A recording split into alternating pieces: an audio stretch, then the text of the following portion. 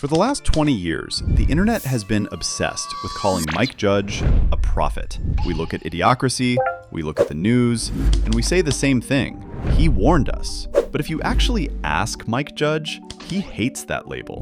Because Mike Judge isn't a mystic. He is a physics major. He holds a Bachelor of Science from UC San Diego. He worked in engineering test labs before he ever drew a single frame of animation. And he doesn't look at the world like a writer looks at a story.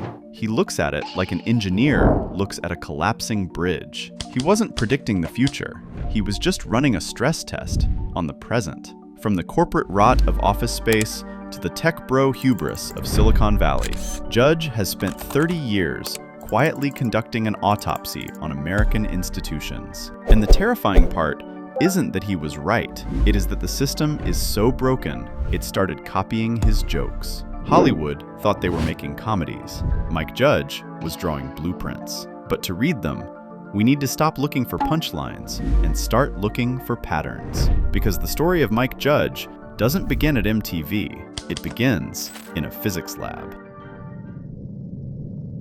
Mike Judge didn't go to film school. He went to UC San Diego to major in physics. While his future peers were at the groundlings learning improv, Judge was in a lab coat. He was debugging electronic test systems for F-18 fighter jets, and he was miserable. This wasn't the Silicon Valley of billionaires and hoodies. It was 1987. It was gray carpets, fluorescent lights, and silence. He described his time at a graphics startup called Parallax as the most depressing place on Earth. He watched brilliant engineers waste their lives optimizing useless technology. He watched the system crush the human spirit with mathematical precision.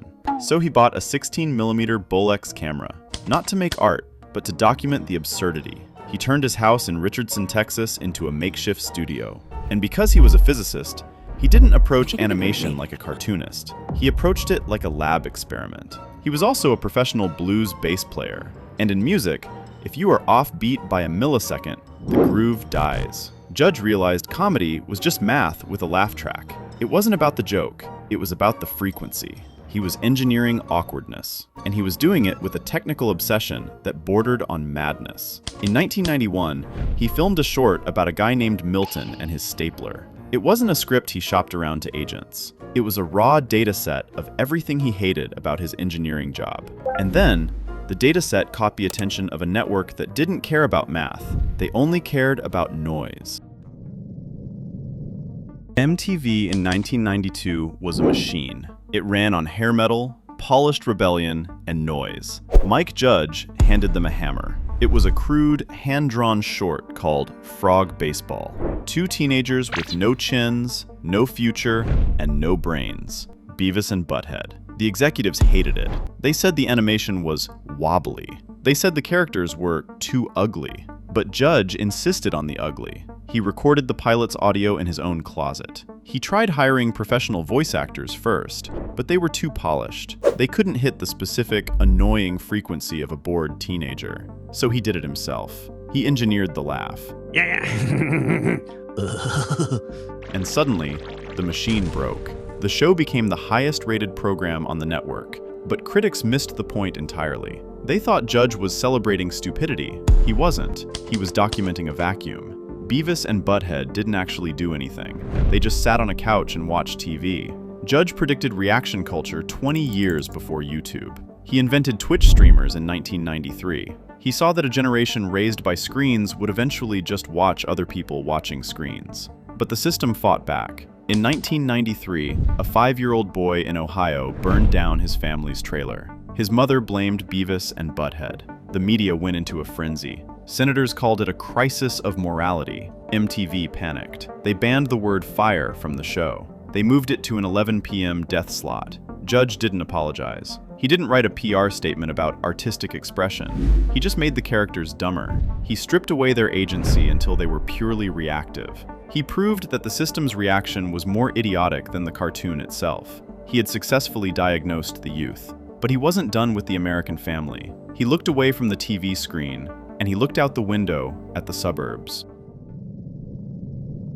By 1999, the slackers had jobs. The grunge era was dead. The dot-com bubble was inflating. And Mike Judge decided to execute a stress test on the American workplace. He He took those early Milton cartoons, the ones filmed in his house, and expanded the dataset. The result was Office Space. Fox executives were confused. They wanted a sitcom. They wanted Friends with cubicles. Judge gave them a horror movie about efficiency. He didn't focus on the wacky boss. He focused on the TPS report. He focused on the agonizing, soul-crushing minutia of corporate optimization. He realized that in a system obsessed with productivity, the only rational response is to stop working. Peter Gibbons isn't lazy.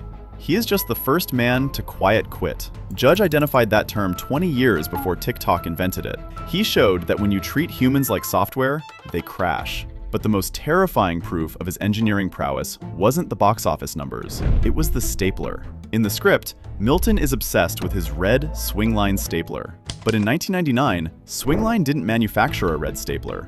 They only made them in gray and black. The prop department had to take a standard model and spray paint it red. It was a custom job. But after the movie found its cult audience on DVD, something strange happened. Office workers started calling Swingline.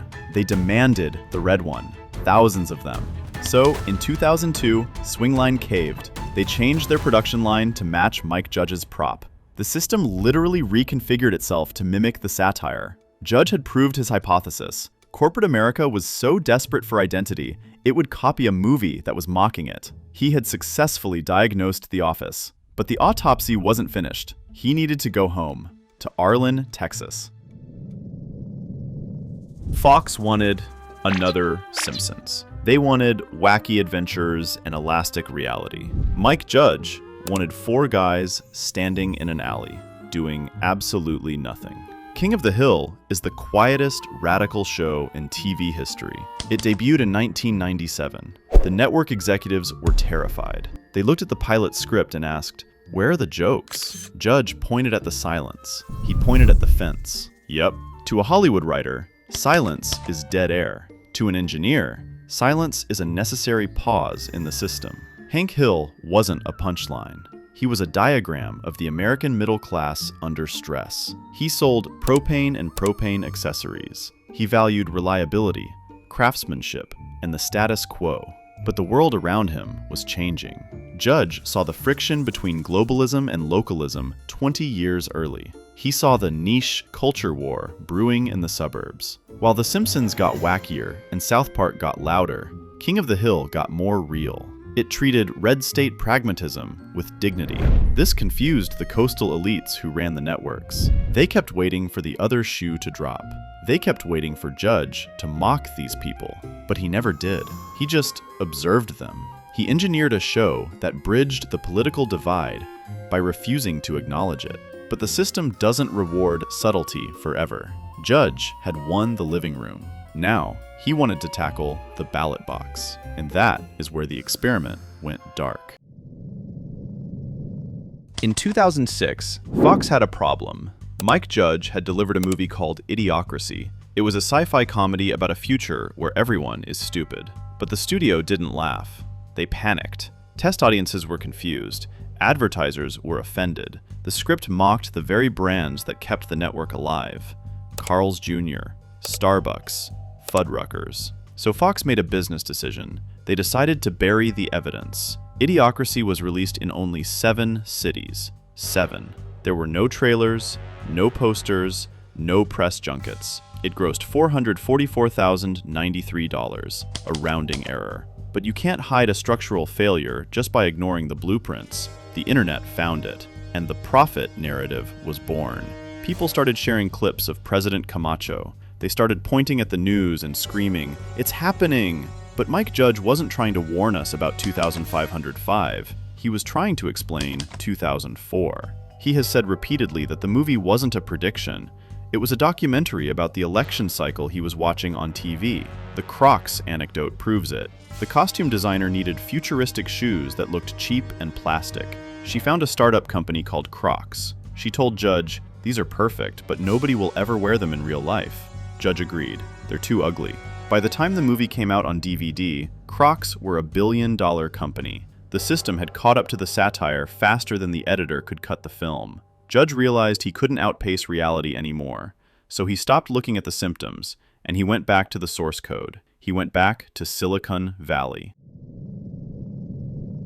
Mike Judge returned to the tech industry in 2014, but the gray carpets of the 80s were gone. They were replaced by climbing walls, nap pods, and kombucha taps. Silicon Valley wasn't just a show about coding, it was a study of the new aristocracy.